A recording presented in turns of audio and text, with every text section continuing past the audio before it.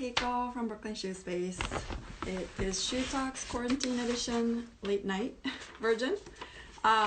Here in New York, it's 10 p.m. In the Philippines, it is 10 a.m. And Unyx from Zapateria Hub and Maco from Maco Custodio has joined us. And we'll talk shop and see how they are doing during this quarantine. Hi, Lorna. Hold on, I'm gonna have them join.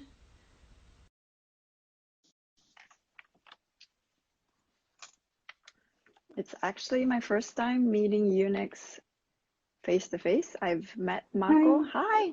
Hi, Unyx. How are you? Hi, Keiko. This is so surreal. It's kind of great that this technology exists. I get to see you face to face. I know, I was supposed to go there.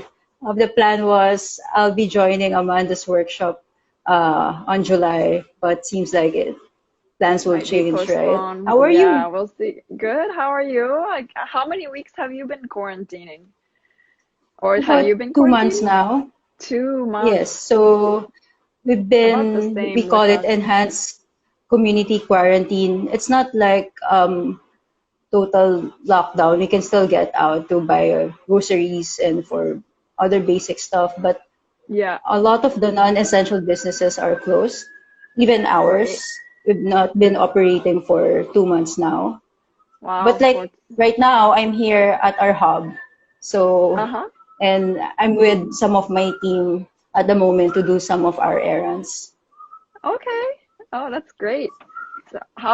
So the regulations are you stay at home. It's not as strict. So some people can join, like some people can go out and come to your shop to work a little bit, one at a time? No, so we can't operate because we're categorized as non-essential. Non-essential. Okay. But like we can still go out to just get some basic groceries stuff, right? Like for food. And then because our shop, it's just nearby our home anyway, so sometimes you can go here to get some things. Yeah. Right. And okay. We just thought maybe we'll time it when we have this IG Live, so maybe we can get a tour. Thank you. Around the space. Thank you for risking that for us. But we have to wear a mask when we go out, or else we can we'll get a violation. Yep. Right. Yeah.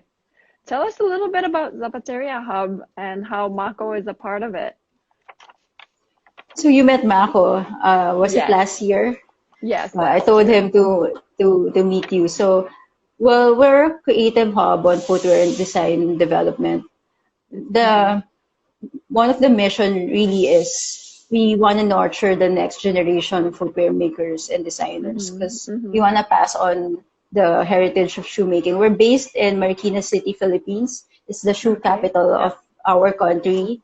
So it traces back in the 1800s, and I'm fortunate enough, my family has been part of the industry for a very long time.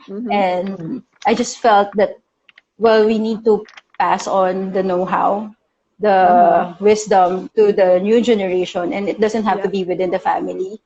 It can be beyond the bloodline. So that's why we put up a hub that's like Brooklyn Shoe Space, right? So actually, when we were conceptualizing this hub, one of our inspiration is you guys. Oh, thank you. So but you can do so much more because you have the industry right in arm's reach. Like the industry's there, the market's there, the factory's there, which is amazing. Right. So you're friends with Amanda. She was here last year and December, and she was surprised that we have everything here.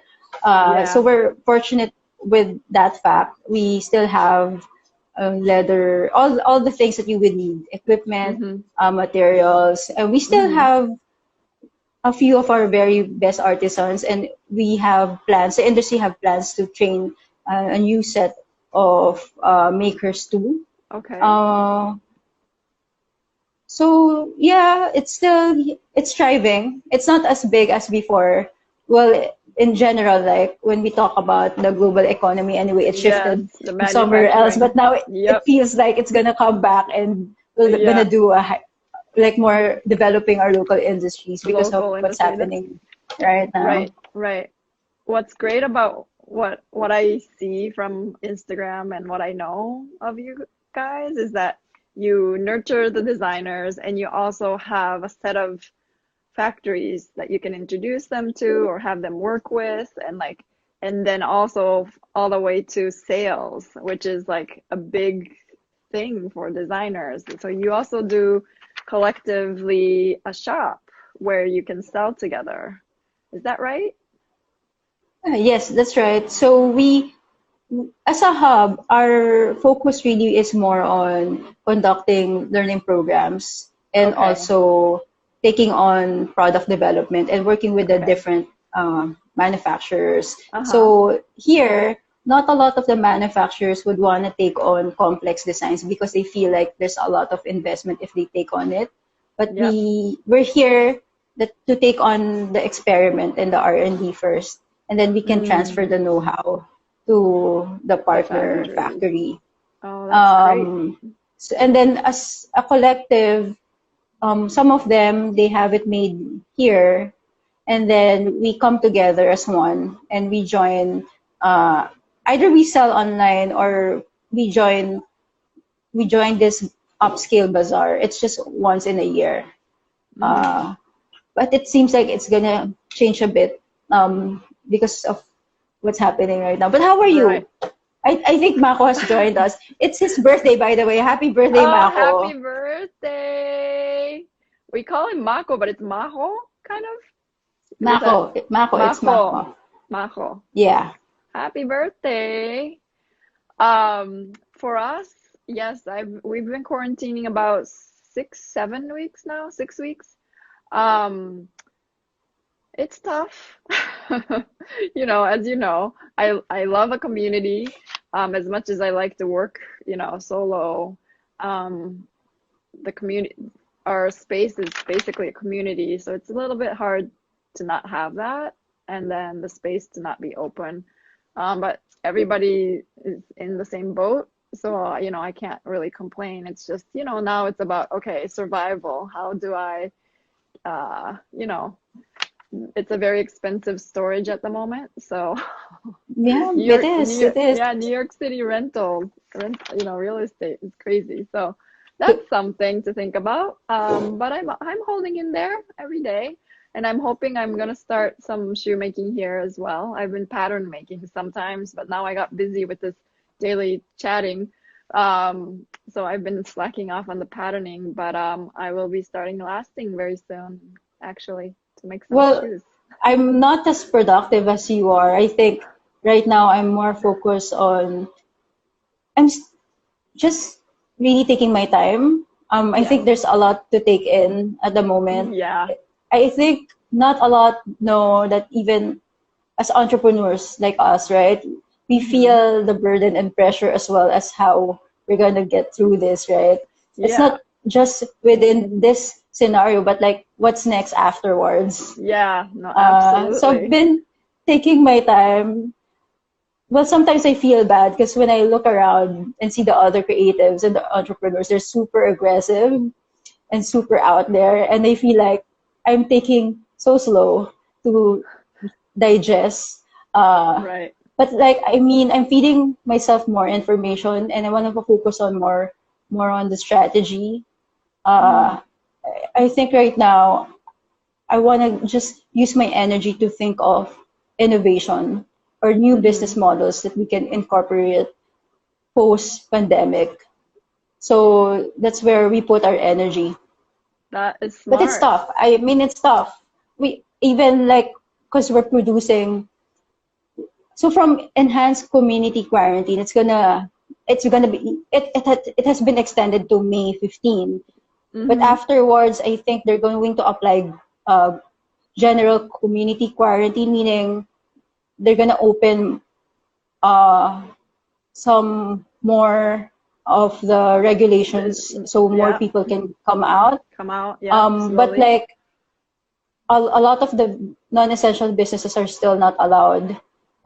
Workshops can't be conducted. Anything in general that would need meeting, right? So we have to think of other ways. And even when it comes to consumer spending, right? You don't know if people would still buy the same quantity or like the pattern of, especially shoes, right? If you're always just at home.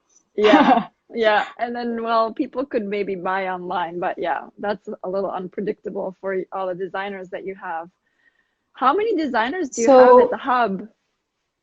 Sorry, I don't mean to. Well, in terms of our collaborators, we have 12 of them that we work with very closely. But like as a community, there's just a lot of them that goes in and out. So we're fortunate enough that we have this ecosystem wherein we can just interact with each other. Even the big brands, we get to interface with them and learn as well from them. I think even today, even with this scenario, I think they're also facing struggles, even those that are already at large scale. Yes. Especially, I guess, the mass production. Right. Because it's gonna like the market landscape will definitely change. Yep. And they also probably have like multiple retail locations and all this, like everything to a halt, right? The employees and everything. No, it's crazy. But so when you say the non-essential businesses, like I know I'm not, but manufacturing, you guys have factories nearby, so are factories also considered non-essential, you think, for you guys? Nearby, they focus more on artisans, food or health-related services. Right. But I think they're gonna open up for other manufacturing sectors as well. So we might be counted after May 15. And then some of the factories we know, they shifted to making PPEs and masks. PPEs, yeah. Because it's also a game of survival, right? Like a lot of us, of course, we are still sustaining our operations, our staff, right? So there are other means today on how they can get through it or get by. So even us, for example, when we talk to the designers, we've been designing other accessories or other products beyond footwear. Not just footwear. But I think it's still gonna be there. We're talking about slow fashion anyway for us. So as long as we produce meaningful products, and I think in the Philippines there's gonna be more interest in supporting local. Right. So at least maybe that's where optimism can come from. Right. And maybe go on. So I'm just reading a lot of how will the market change, right? And maybe it's like more of how the use cases are right now. Like people now go to groceries or they're more just at home. So maybe we can design footwear around how the people behave at the moment or even after the pandemic. Yeah, like a supermarket kind of footwear, I guess, to go. Yeah.